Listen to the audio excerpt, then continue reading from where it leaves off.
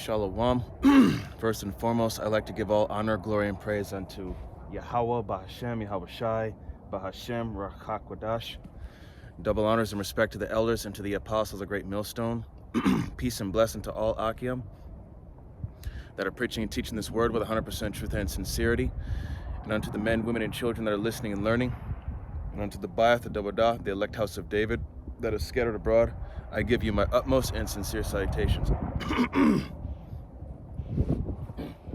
Sunday afternoon camp, Lord willing, to be edifying.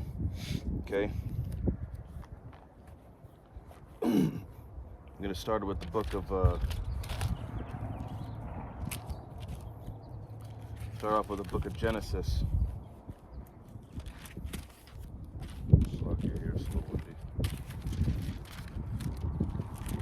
The book of Genesis chapter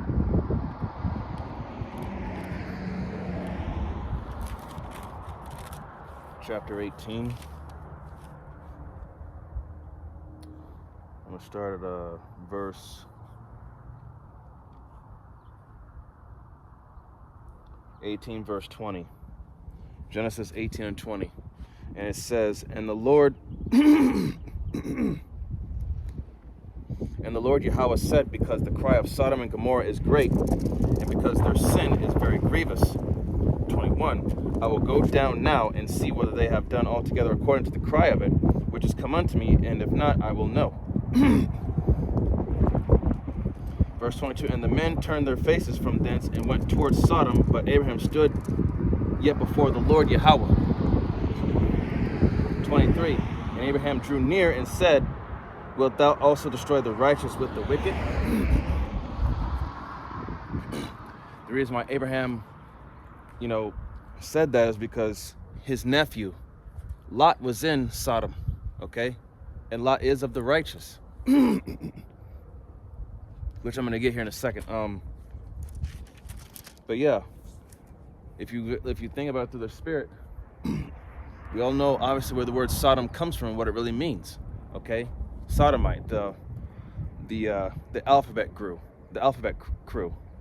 and all the nasty, abominable things that they do. Okay, nothing new under the sun. Same setup, different time. Okay, and the fact that we're vexed with filthy conversation on a daily basis. Okay, we cannot stand being around these people. There's no righteousness in them, none whatsoever. Okay. Verse 24, and it says, Peradventure, there be 50 righteous within the city, wilt thou also destroy and not spare the place for the 50 righteous that are therein? 25, that be far from thee to do after this manner, to slay the righteous with the wicked, is that, and that the righteous should be as the wicked? That be far from thee. Shall not the judge of all the earth do right? Excuse me. 26, and the Lord said, If I find in Sodom 50 righteous within the city, I will spare all the place for their sakes. 27, and Abraham answered and said, Behold, now I have taken upon me to speak unto the Lord Yahweh, which am but dust and ashes. 28, Peradventure, there shall lack 50 righteous. Wilt thou destroy all the city for lack of 5? And he said, If I find there 40 and 5, I will not destroy it. 29. And he spake unto him yet again and said, Peradventure, there shall be 40 found there. And he said, I will not do it if 40's for 40's sake. 30. And he said unto him, Oh, let not the Lord be angry, and I will speak. Peradventure, there shall 30 be found there. And he said, I will not do it if I find 30 there. 31. And he said, Behold, now I have taken upon me to speak unto the Lord. Peradventure, there shall be 20 found there. And he said, I will not destroy it for 20's sake. 32. And he said, Oh, let not the Lord be angry, and I will speak yet but this once. Peradventure, 10 shall be found there. And he said, I will not destroy it for 10's sake. Okay. And the Lord went his way as soon as he had left communing with Abraham, and Abraham returned unto his place. Okay, so So for the sake of righteousness, Yahweh Shem Shai is not going to destroy those that fear him and that put their faith and trust in him. Okay? You know, as the scriptures say, thou shalt touch not my anointed and do my prophets no harm. Okay? So the righteous are the ones that are going to have that hedge of protection. They're going to have that, according to Ezekiel, the 9th chapter, the Tawah, which is the exemption from judgment. Okay? They're going to be protected. Just like in this time when Jacob's trouble pops off 100%. Okay? Yeah, the elect are going to go through some things, but Yahweh Shem Shai is going to make sure that they get through it. Okay? And some of us and some of the elect are going to be martyrs for the gospel's sake, as well as the Lord's name's sake. All right, so let me get a quick scripture here. Jeremiah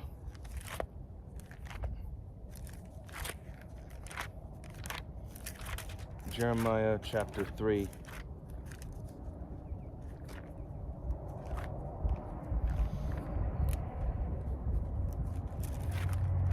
Jeremiah chapter 3. Starting, I'm just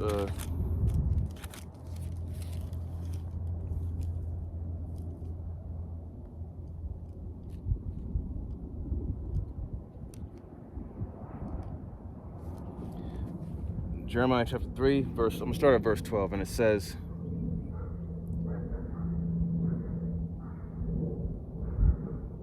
verse 12, it says, go and proclaim these words toward the north, and say, return thou backsliding Israel, saith the Lord, and I will not cause mine anger to fall upon you, for I am merciful, saith the Lord, and I will not keep anger forever.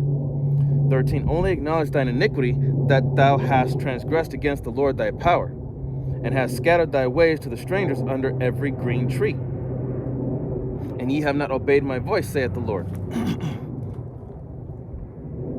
Verse 14, turn, O backsliding children, saith the Lord, for I am married unto you, and I will take you one of a city and two of a family, and I will bring you to Zion. So one of a city and two of a family. Okay? So, you know, like as we all know, that only the 2/3 are gonna die on this side, but the elect are gonna be, you know, saved from the said perils, man. So one of a city and two of a family. That means a very small handful of people who are Israelites and who are of the elect are gonna be brought up out of here. But the bulk of the tribes is here in America, but the rest are scattered. So, you know, do the math here. Okay? You know, and Lord willing that we be of that number, of that 1/3. Going back to Genesis.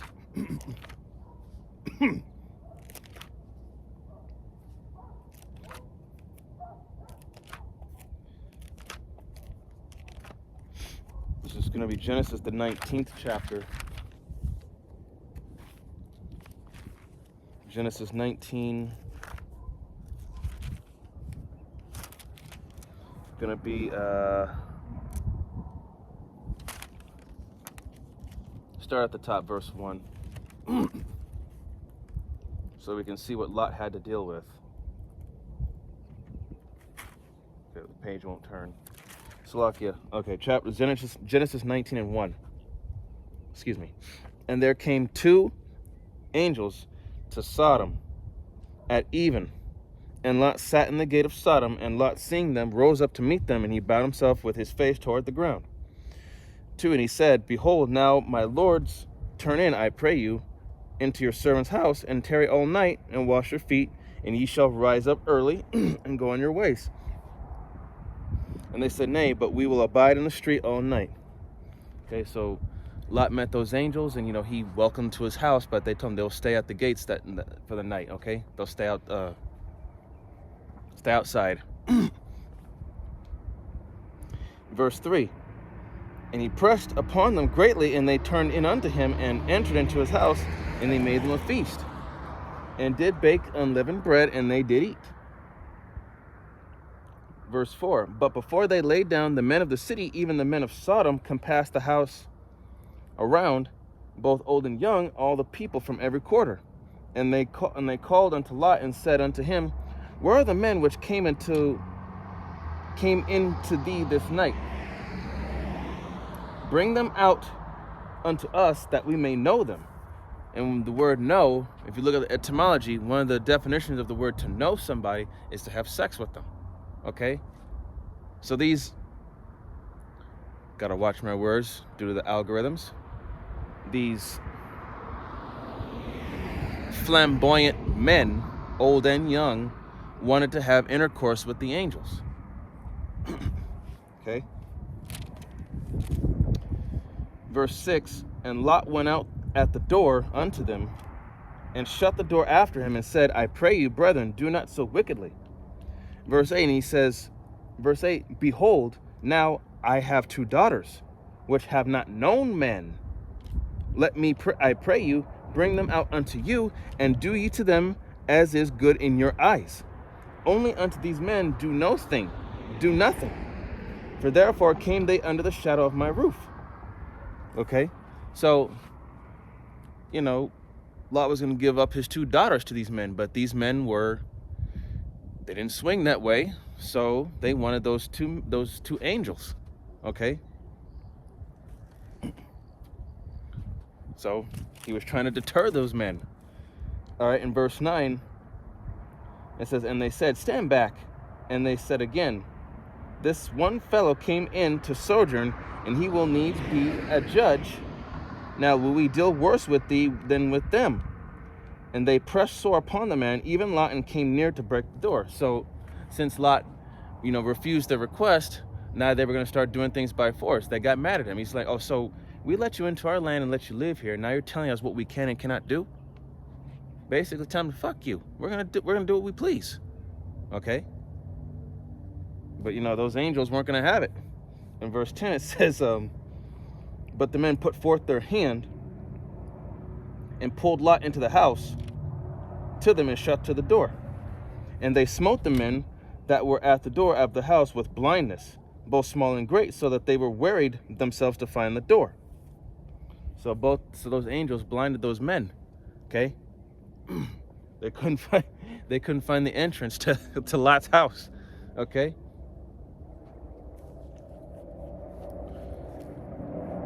And so those men, they just finally gave up and left.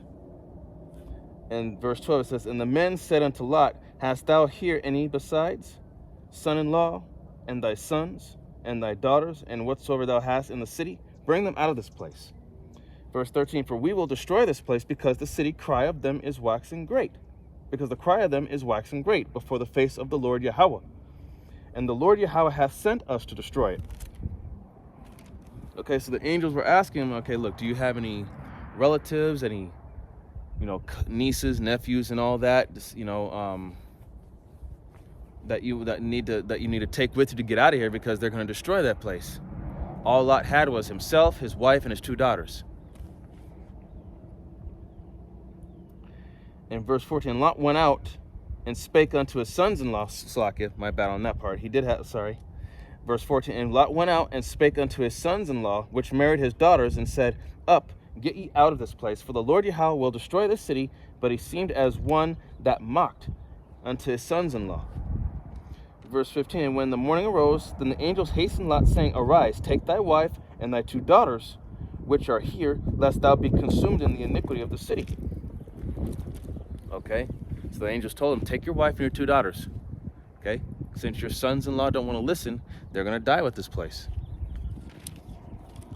Verse 16, and while he lingered, the men laid hold upon his hand, and upon the hand of his wife, and upon the hand of his 2 daughters, and the Lord Yahweh being merciful unto him, and they brought him forth, and sent him without the city.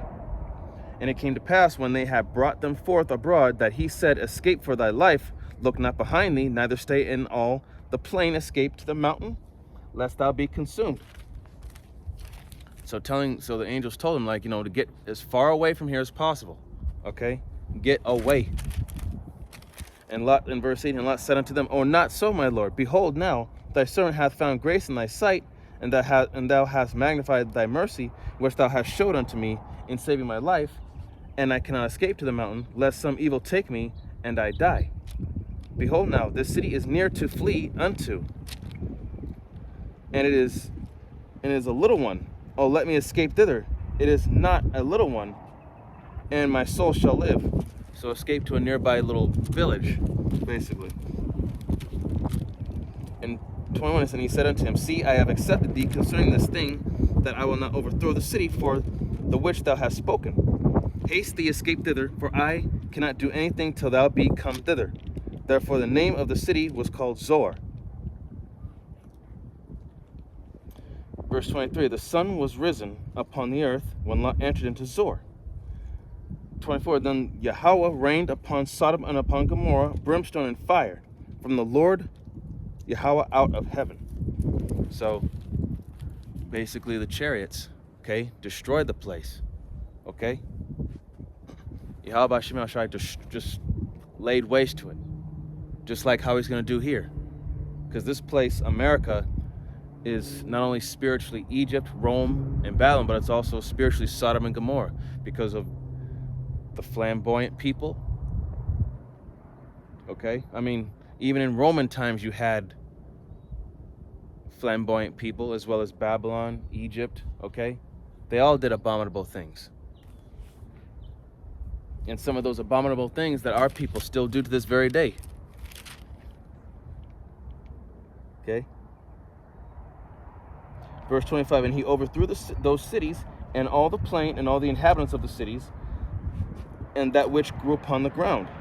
But his wife looked back from behind him, and she became a pillar of salt. Okay? A pillar of salt means she was basically frozen with fear to the point where, you know how people get when they get scared, get so scared, they freeze up because they can't believe what they're seeing. Okay, and the Lord told Lot and his family to not look back. Okay, and that's the thing here. Okay, we can't be looking back. Okay, we've spiritually have left this world behind. We can't be going back into the ways of this place. Okay. Or, because if we do that, we'll be destroyed along with it. Okay, we gotta let this shit go.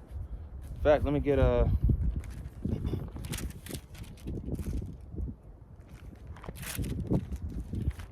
Revelation 18:4.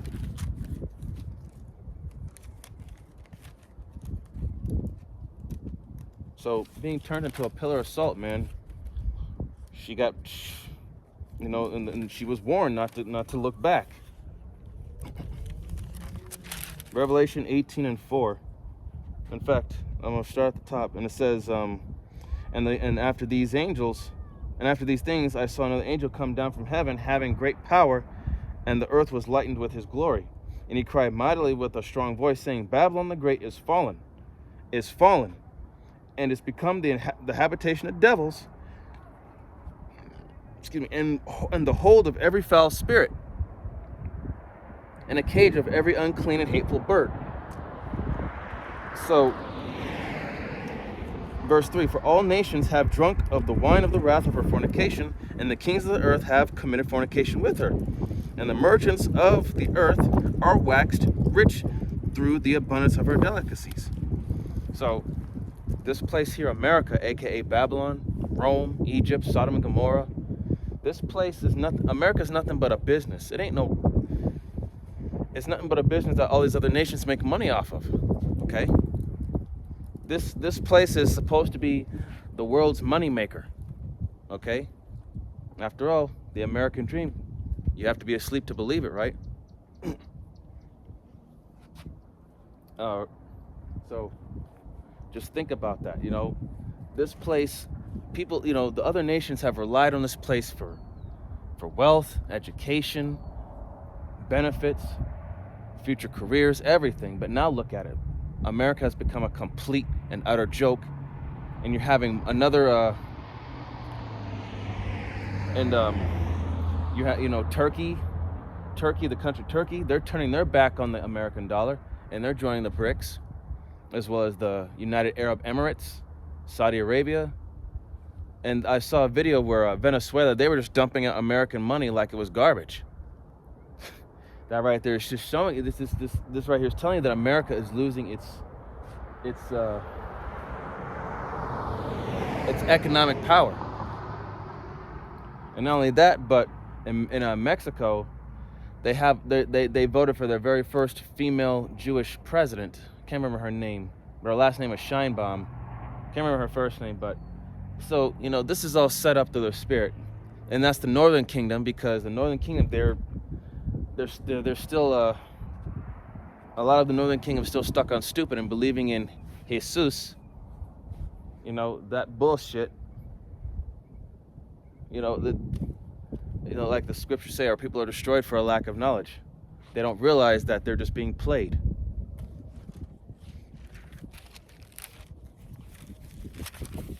And let's see here. This place has become the habitation of devils. This entire society is full of nothing but demons. People that eat abominable food, commit abominable intercourse, amongst other things. This place is horrible. Verse 4, and I heard another voice from heaven saying, come out of her, my people, that ye be not partakers of her sins, and that ye receive not of her plagues. Okay? That's talking about spiritually removing yourself, like to let go of these philosophies, let go of her ways. Okay? Because America has been leading your mind into a dead end. This place is filthy. Okay, so come out of her, my people, meaning to forget everything that you think you know of what this place has taught you, and come back to this, which is the true education and the true learning. Okay, what America has taught you has been nothing but a lie. It's been nothing but bullshit. Okay, and a lot of these people can't see that. Okay.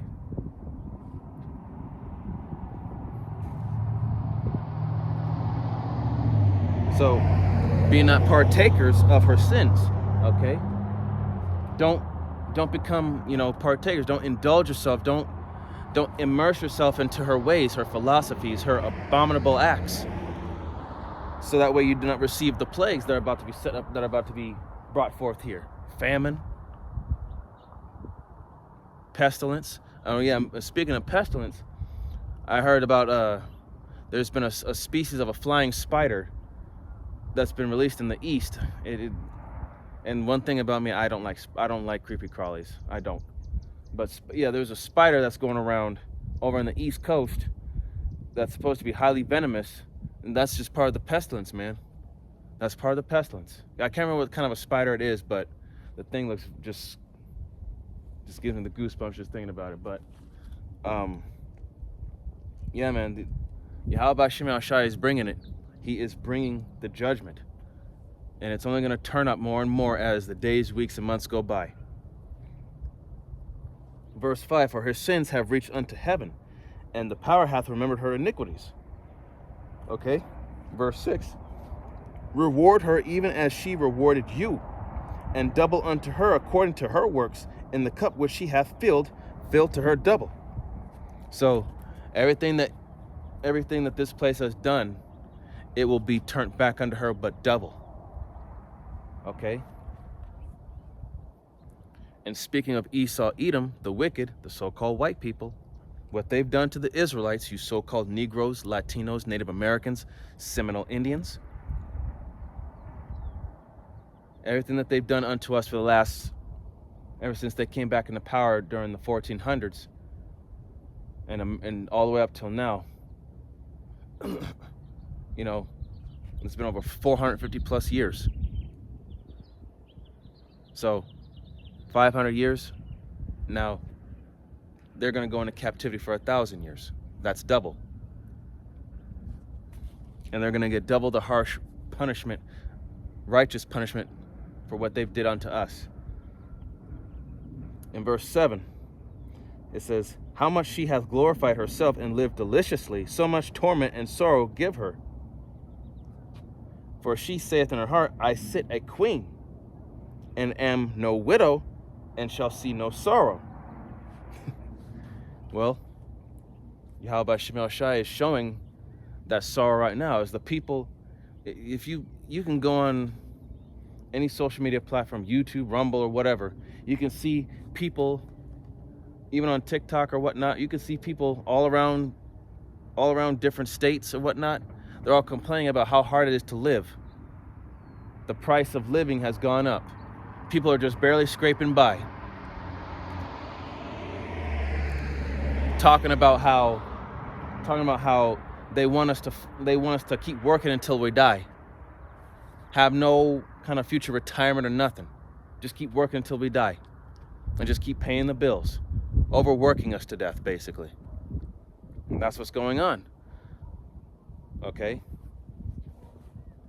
Soon it's going to get to a point where nobody, I don't care how well you lived in the middle class or whatnot, it's going to get to a point where you won't be able to afford anything. And when it gets to that point, what do you think people are going to do? Resort to desperate measures. Verse 8, therefore shall her place come in one day, death and mourning and famine, and she shall be utterly burnt with fire, for strong is the Lord Yahweh Ba'Shem El Shai who judgeth her. Okay? So, this place shall not sit as a queen, and this place shall not sit as a queen, or whatever. This place, everyone used to think that America was untouchable, that nobody could defeat it. And yet, look at it now. Yahweh Ba'Shem El Shai is tearing it down piece by piece, starting with the word, through the mouth of his prophets. The men out here on the highways and byways, day in and day out, telling you the truth of what's going on. Okay? The truth is what brings these lies to light, and for people to see what's really going on. That you've been lied to this whole time. You've been bamboozled. You've been tricked. You've been hornswoggled.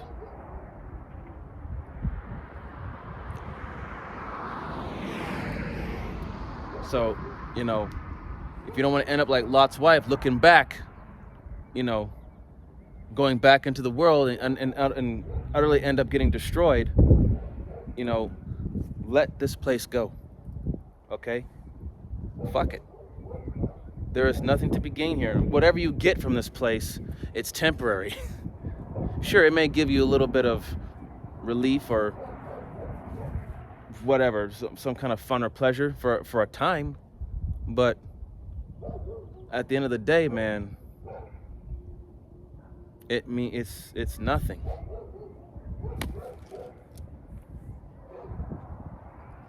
It's just there for a temporary moment of entertainment. So, death, mourning, and famine. So, the beginning of sorrows. In fact, look at what's going on over there in Gaza. Right now, they're going through a famine. Their people are starving. No food, no water. That's just a sign of what's coming here. It's just a matter of time.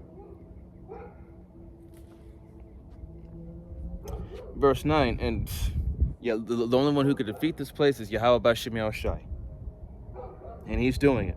Verse 9, and the kings of the earth who committed fornication and lived deliciously with her shall bewail her and lament for her when they shall see the smoke of her burning.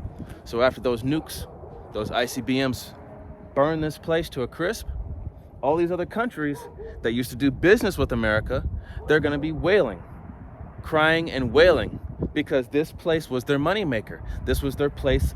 This was their place of commerce, trade, business, making money. Now, if this place is going to be over and done away with, there goes their money.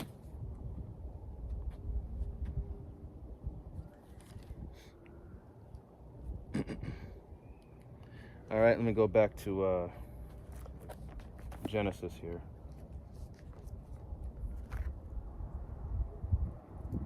Genesis 19, yeah.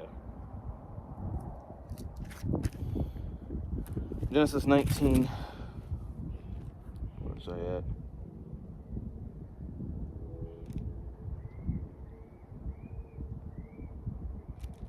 Okay, there we go. So I'm going to read this again. I'm going to start at Genesis 19, verse 25.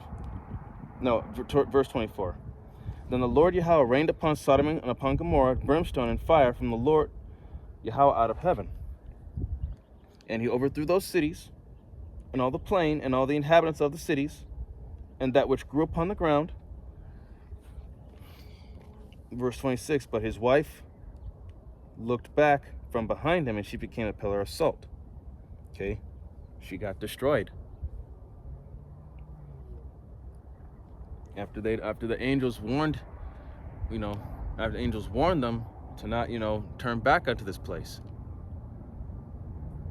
Into that place. Slakia. So, verse 27, and Abraham got up early in the morning to the place where he stood before the Lord Yahweh. 20, and he looked toward Sodom and Gomorrah and toward all the land of the plain, and beheld, and lo, the smoke of the country went up as the smoke of a furnace. Which means that Yahweh Shemel lit that bitch up like a match.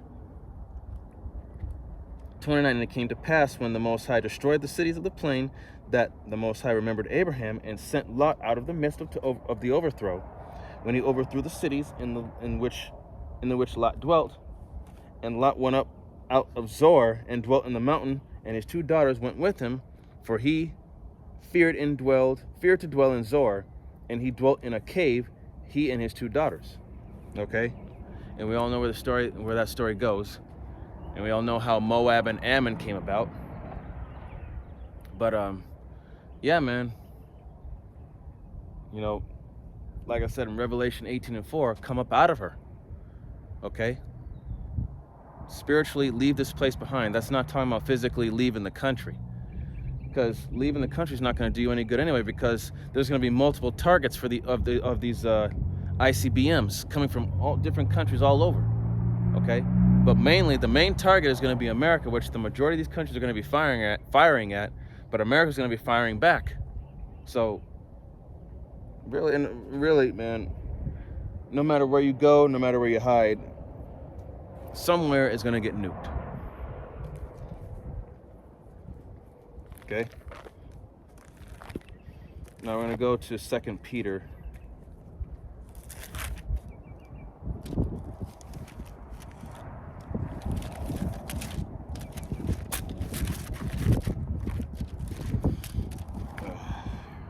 Second Peter,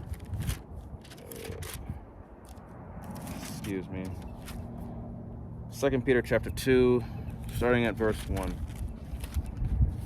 And it says, but there were false prophets also among the people, even as there shall be false teachers among you, who privily shall bring in damnable heresies, even denying the Lord that bought them, and bring upon themselves swift destruction.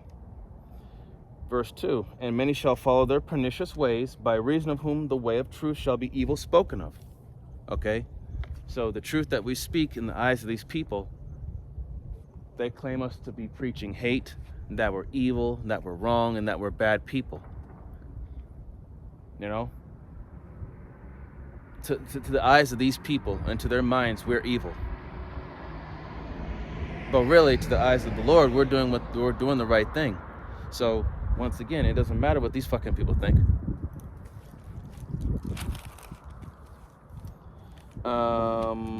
Verse 3, and through covetousness shall they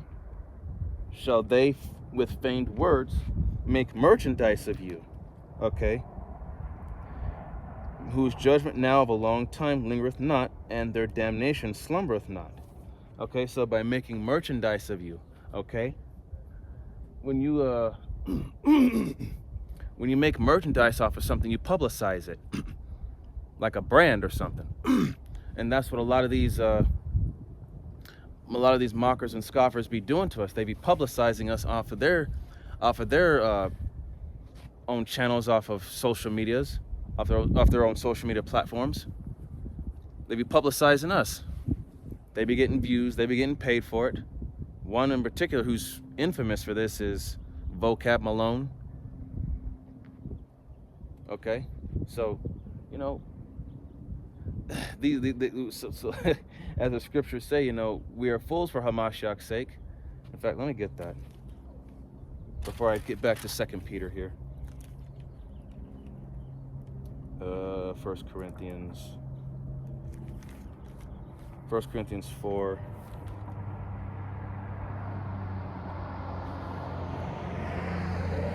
In fact, I will start at verse 9. It says, okay, 1 Corinthians 4 and 9. For I think that the Most High hath set forth us the apostles last, as it were approved to death, for we are made a spectacle unto the world, and to angels, and to men. Verse 10, we are fools for Hamashiach's sake, but ye are wise in Hamashiach. We are weak, but ye are strong. Ye are honorable, but we are despised. So we are made a spectacle.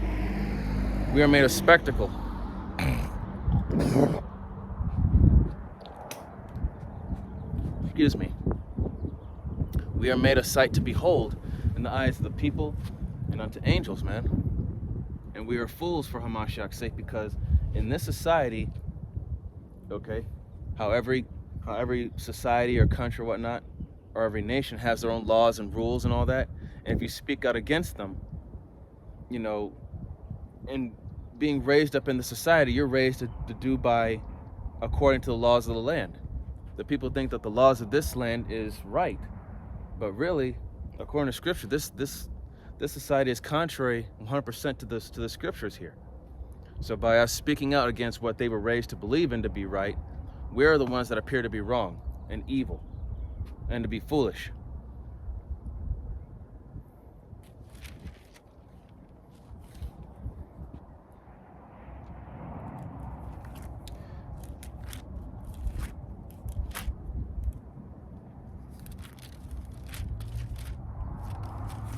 Okay,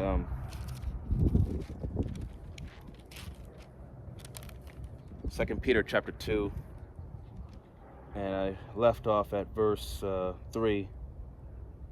So I'll start at verse 3 again. It says, and through covetousness shall they with feigned words make merchandise of you, whose judgment now of a long time lingereth not, and their damnation slumbereth not. So those who've been making merchandise off of you, okay, who've been publicizing you, putting you out there through their social media platforms and their own personal channels, making fun of you, showing you off, you know, their judgment's coming. Okay? Because by disrespecting the prophets, you're disrespecting the Lord himself. And when that happens, you know, that's your ass.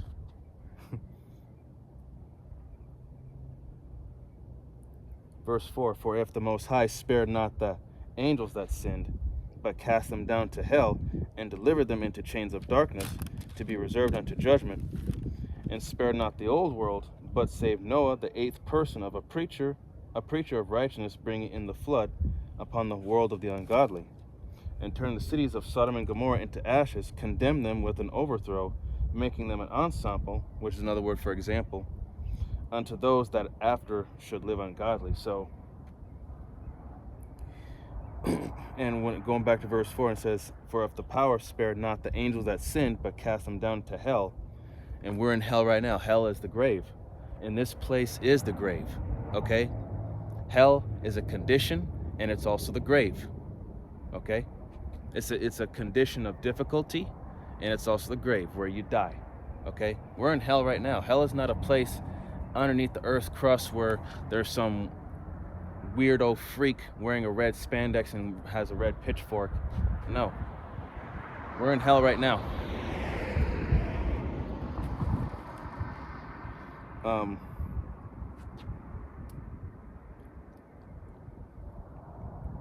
And delivered them into chains of darkness, to be reserved unto judgment. So the chains of darkness is talking about this flesh, this physical flesh, these feeble bodies that are purposely meant to go off. They're not meant for righteousness. Okay, this physical flesh, man, we fight against it on a daily basis. This is not those spiritual bodies that we are to receive. Not yet, Lord willing, that we do get those new bodies, that we are of the elect, you know, that we be made perfect as we were meant to be.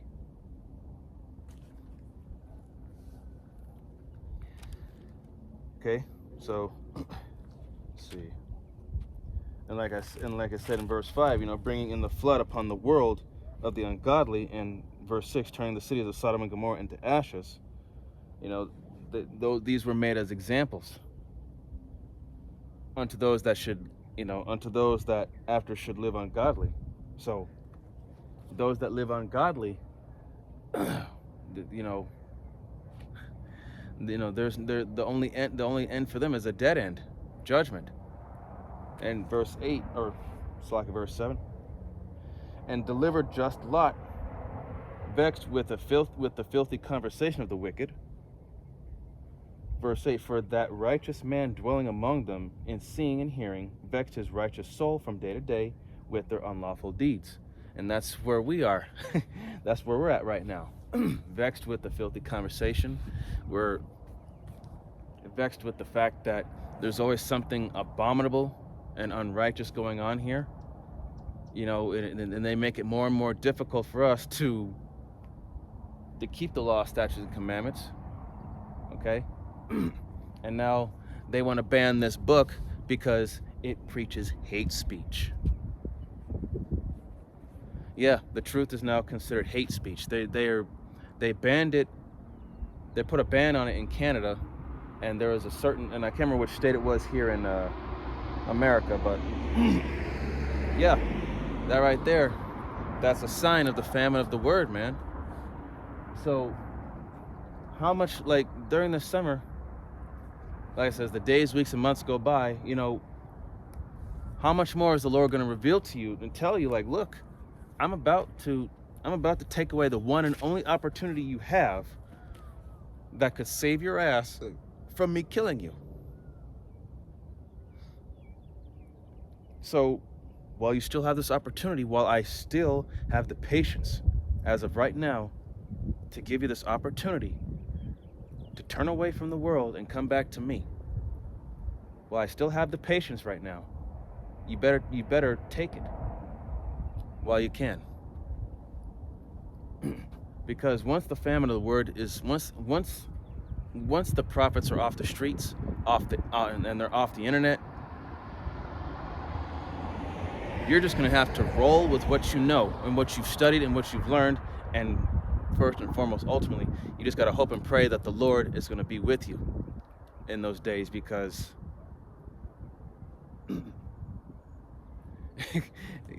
these people, man, they're going to be seeking answers. They're going to be, in that day, the Lord's going to make it to where, damn, we should have really listened to those guys. They're going to be looking for us. They're going to be looking for answers as to what's going on. And even if they do find one of us, we're not going to tell them shit. The only thing we can say to them is, why didn't you listen when you had the chance? Why did you have to wait until now?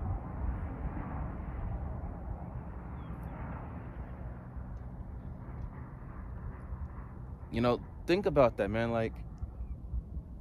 While you still have this chance, why wait until it's too late?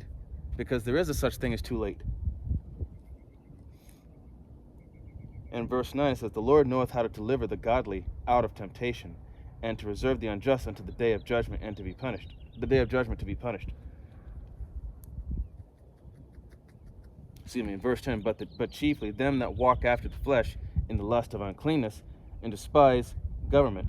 Presumptuous are they, self-willed, they are not afraid to speak evil of dignities. Okay?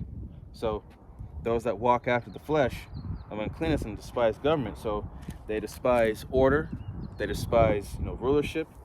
Presumptuous are they, meaning that they think they know everything, they think they got it all figured out, and they're self-willed. Self-willed means you do things on your own accord, or do it whenever you feel like it. They are not afraid to speak evil of dignities. They're not afraid to speak bad things about people in high places that are running things, that are doing right. Okay, they're not afraid to talk shit about people that are in a higher position than them. Okay, and these are the people that we're living amongst right now, that are self-willed, presumptuous, speak evil of dignities. Just a bunch of prideful ass people. I can't wait until Yahweh Shemel Shai brings these people to a low estate. I can't wait to see people get humbled. Lord willing, I'm of the number. I can, because like I said, we're all going to go through some type of hell. And Lord willing that Yahweh B'Shem Yahushua keeps us in his stead, and that we'll have that spirit just to laugh at these people. So we're not going to feel sorry for them, not one bit. Okay, I was rambling there for a second. Get Ecclesiastes.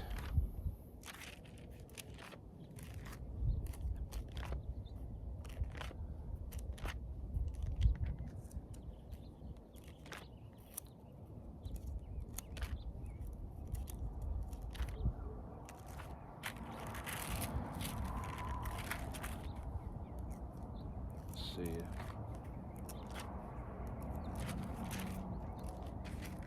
This is going to be Ecclesiastes, Slack, if you're taking so long here.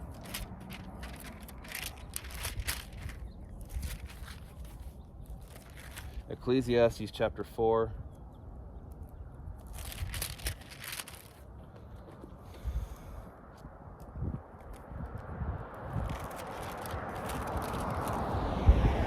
Ecclesiastes chapter 4. I'm going to start at verse 1, and it says, "So I returned and considered all the oppressions that are done under the sun, and behold, the tears of such as were oppressed, and they had no comforter.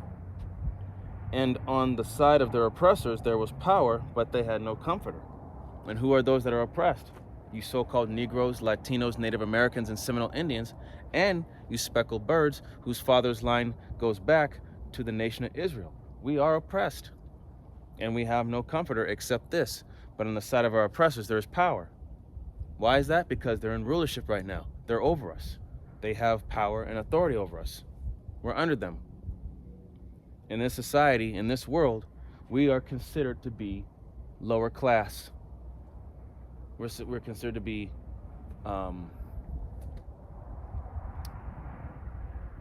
inferior. So just let's leave it at that. We're considered to be inferior. Okay? Verse 2, "Wherefore I praise the dead, which are already dead, more than the living, which are yet alive." So better to, better for you not to be born than to be... Basically, it's better for those who are not born yet than to be born here and live. Why? Because they don't have to go through all this hell. Those that are in the spiritual realm right now, they don't have to worry about a damn thing. Because they're not going through this. They're not going through this hell right now. Better for them not to be born.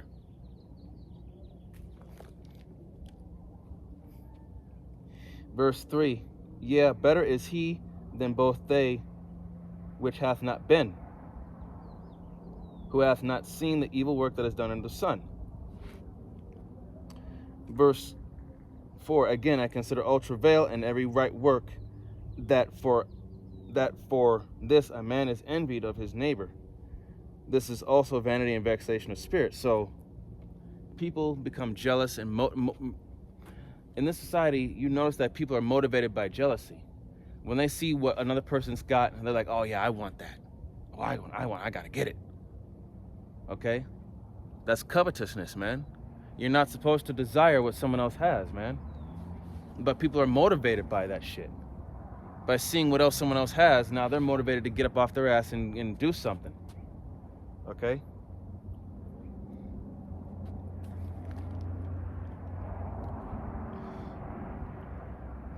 Okay, but so that's also vanity and vexation of spirit. It's meaningless and it's a vexation of spirit. It bothers. It's not righteous. Okay, being covetous, desiring what someone else has. Okay, we shall not.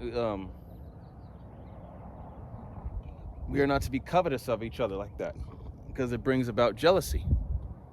And jealousy is the rage of a man, and he will not spare in the day of vengeance. Verse 5, "The fool foldeth his hands together and eateth his own flesh." So basically, someone that refuses to labor, he will gain nothing. Okay, someone that refuses to labor and to be inactive. Okay, it's easy to be a bum. All I have to do is just sit there and do nothing. But to be something, but to make something out of yourself, you got to work for it. It's not easy. Okay? Same thing, man. To this right here, this is the hardest thing we got to do. Working out our own salvation with fear and trembling. Philippians 2:12, roughly paraphrasing. Okay, this is the hardest job we got, because not only are we working for our own salvation, but we're reaching out to our people to wake up the elect and the sincere believers, and we're risking our lives and our freedom on a daily basis, because they can come and just snatch us up off the streets or from our homes, and persecute us.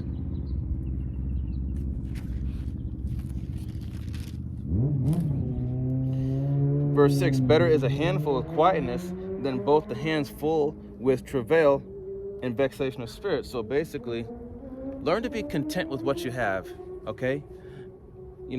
Being materialistic and always wanting things, that's just, always wanting more and more, being greedy. You want this, you want that. Why not be content with what you have right now, okay?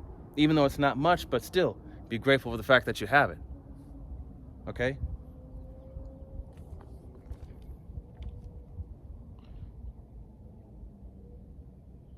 See, verse 7, then I returned and I saw vanity under the sun. Verse 8, there is one alone and there is not a second. Yeah, and he hath neither child nor brother, yet there is no end of all his labor, neither is his eye satisfied with riches. Neither saith he, for whom do I labor and bereave my soul of good? All right, so, and it says here, this is also vanity, yeah, it is a sore travail. Okay, so he has neither a descendant nor a relative, so he's doing all this work. He's got it all, but he's just like, what am I doing this for? Okay, you gotta have a reason for excuse me for my stuttering. You gotta have a reason for doing what you're doing. Why are you building up all this wealth? Why are you doing all this hard work for? You gotta have a reason. Okay, you have to have a reason behind your works. What are you striving for? Who are you doing it for? Verse 9, two are better than one, because they have a good reward for their labor. Verse 10, for if they fall, the one will lift up his fellow, but woe to him that is alone. When he falleth, he hath not another to help him up. So, it's always good, to have that sincere friend that's willing to, he tolerates your failures and accepts your success. You got to learn you're there for one another to build each other up, just like how the brotherhood is, We're in this thing together, okay? We're never alone, really. But the one who is alone, yeah, who's gonna be there to lift him up when he's been beat, when he's down and he's beaten, okay?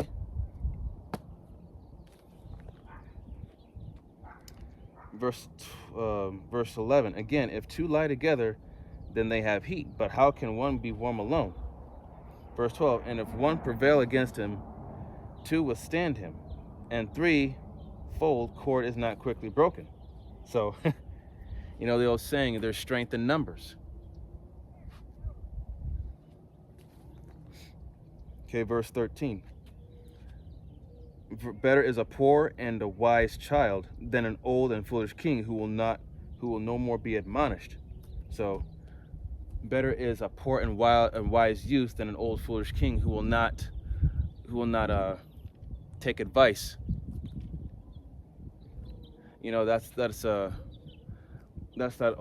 that one saying I can't stand. It says you can't teach an old dog new tricks. That shit irritates the fuck out of me. And it's because it's true, because a lot of these elders, not talking about our elder apostles and all that, I'm talking about the elders of this world, man. They're so stuck in their fucking ways that they refuse to learn something new. They think they know it all and they have it all. and they don't think there's no need for them to learn anymore. Okay? There's always room for opportunity to learn. Never stop learning, no matter how old you are.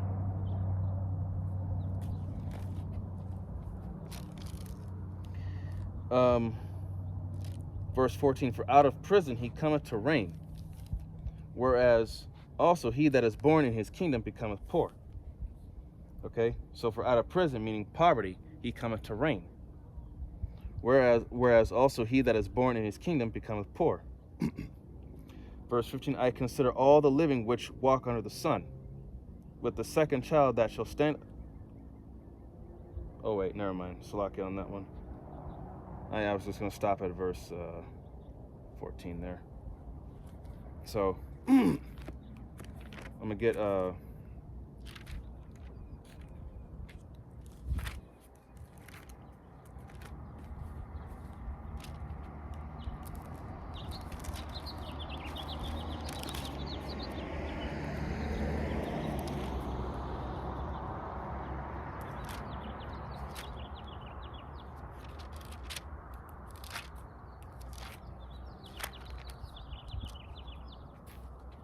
Salakia.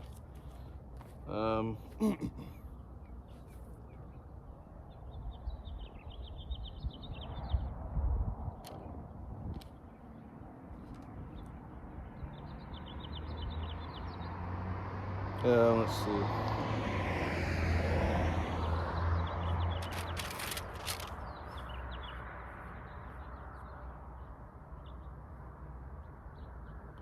All right, this is going to be Micah chapter 2, starting at verse 1, and it says, woe unto them that devise iniquity and work evil upon their beds. When the morning is light, they practice it because it is in the power of their hands. Verse 2, and they covet fields and take them by violence, and houses and take them away, so they oppress a man in his house, even a man in his heritage. And who are those people that devise iniquity and practice it during the daytime? And they covet fields and other lands, and they take it away from other people, and they oppress up people in their heritage. Who does that? Esau, Edom, the so-called white man. Okay, these so-called white people, they are the colonizers of the earth. Wherever they go, they rape, rob, murder, enslave, oppress, and indoctrinate. Okay, these modern day schools, these modern day schools, it's nothing but indoctrination. It's not education at all. They're indoctrinating you into a way to where they want you to be, how they want you to function in their society, how they want you to think, how they want you to act. Even if you go against it, you're basically seen as a rebel or a bad person, a criminal. But the real criminal here is Esau, Edom. Okay. Now let's see here.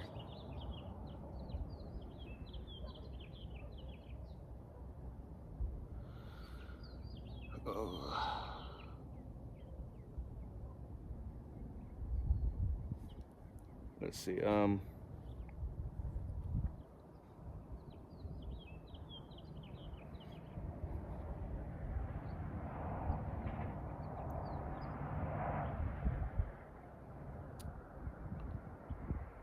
Oh yeah, Micah 2:10. It says, arise ye and depart, for this is not your rest, because it is polluted. It shall destroy you, even with the sword destruction. So this place, man, is polluted, and it's not our rest. We're not meant to prosper here. Okay? We're not meant to prosper or to grow here. We're not looking to build, we're not meant to look to a 401k or a retirement plan or to build a family or to get that new house. We're not trying to build a life here. We're trying to get the hell away from this life. Okay, this place is nothing but shit.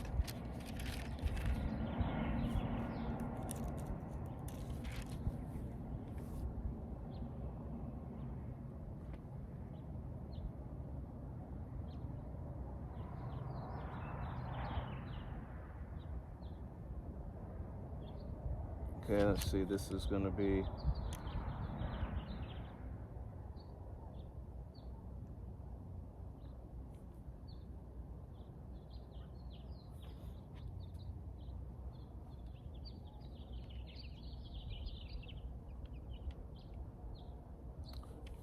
Let's see.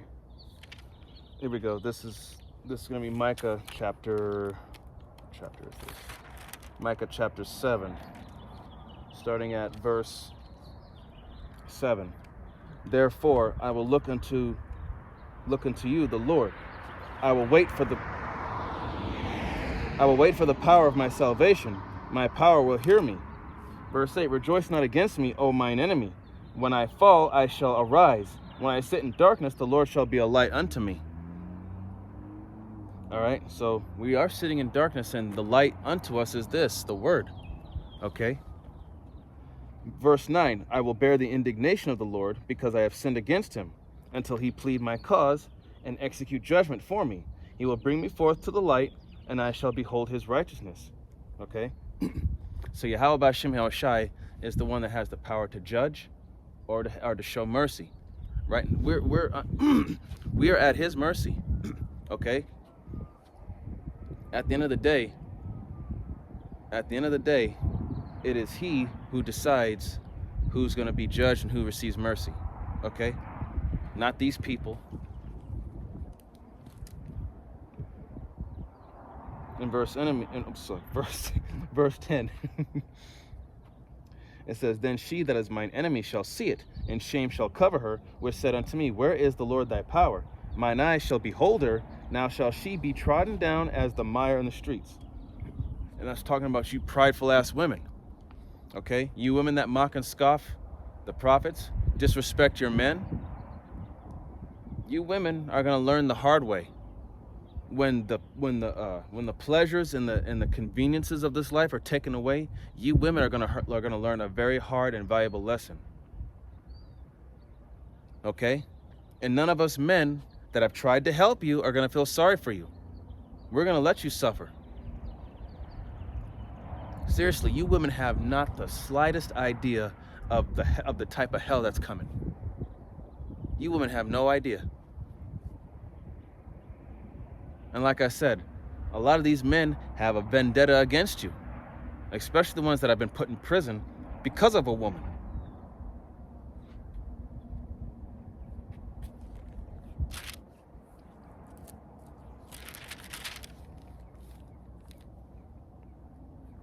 Let's see.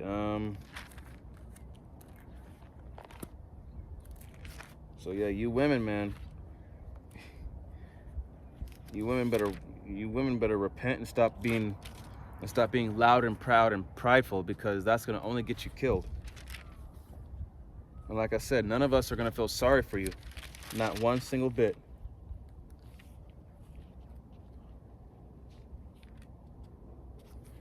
This is Psalms. Let's see. This is Psalms. This is Psalms chapter 37, starting at verse 7. It says, rest in the Lord and wait patiently for him. Fret not thyself because of him who prospereth in his way, because of the man who bringeth wicked devices to pass. So again, don't envy not the oppressor, man. Just because he's prospering, he's doing great, he's living his best life, while it seems like you're not really, getting anywhere. Don't be envious of him. Just because he's got a better job, he's getting paid better money, he's got a better car, he's got a better house, the women are flocking to him. And when the women look at you, they look at you like, don't fuck that. Okay? Just because the people of this world look at you like you're nothing doesn't mean that you are nothing. In the eyes of the Lord, you are something, because he chose you. He woke you up so you could get this. So really, you're the true celebrity, not this other guy or these people. In verse 8, it says, cease from anger and forsake wrath. Fret not thyself in any wise to do evil.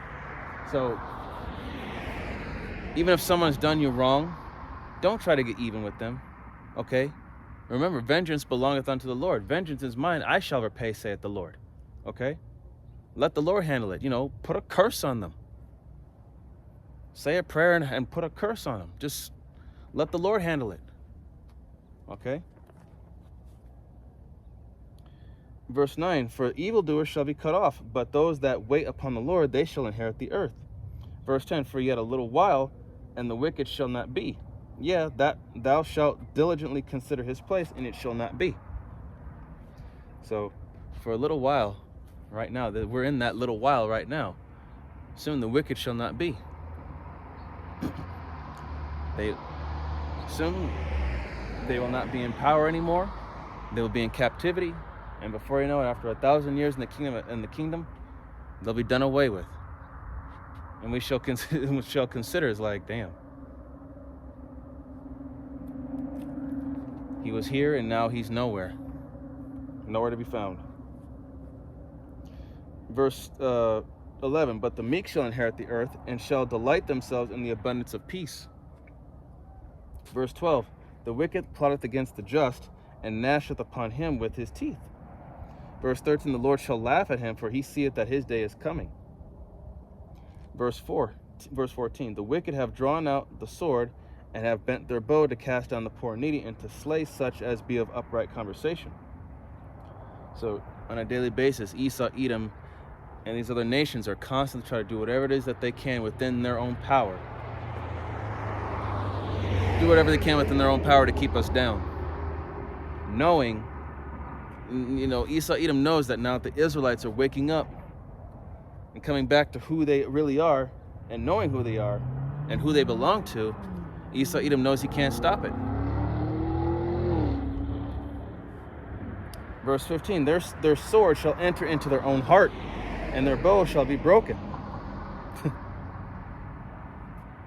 So, Yahweh B'Shem Yahushua is going to turn their own technology, their own weapons against them. Those ICBMs, the military. There's going to be war out in the streets. Civil war is on the way, and we know it is. Through the Spirit, we know it's coming. And here's one more scripture to close out with. This is going to be Sirach. Sirach chapter 11. Sirach chapter 11 verse 5. And it says, many kings have sit down upon the ground, and one that was never thought of hath worn the crown. Lord willing, that'd be us.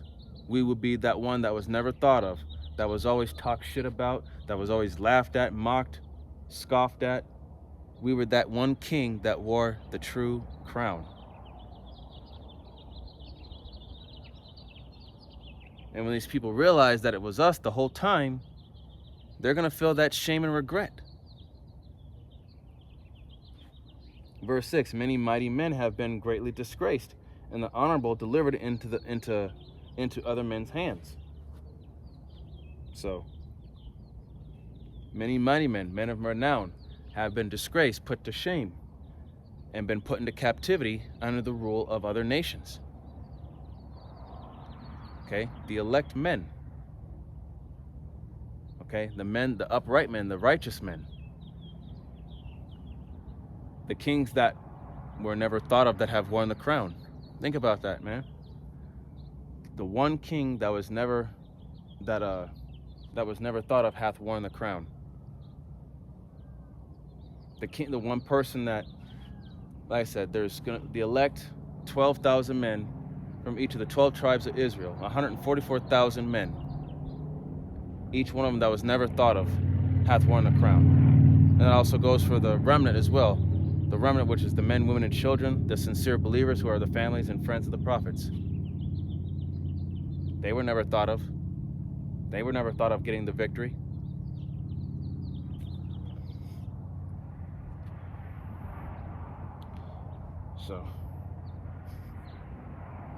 So,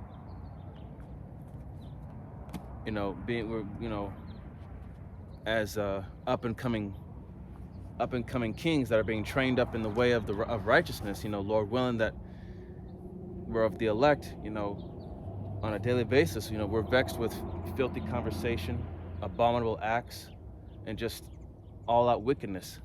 And it has that vibe where it just wears on you. It makes you tired, makes you upset. As the scriptures say, Ecclesiastes 7:7, oppression maketh the wise man mad. And it does. Because, you know, we have no power here. We have no just the fact that we have no power, no authority here, nothing. We are low. We are low here. There's nothing that we can do. And that's vexing. That's vexation of spirit. And it says right here, this is Deuteronomy chapter 28, verse 20. This is just the spirit. It says, the Lord shall send upon thee cursing, vexation, and rebuke in all that thou settest thine hand unto, for to do until thou be destroyed, and until thou perish quickly, because of the wickedness of thy doings, whereby thou hast forsaken me.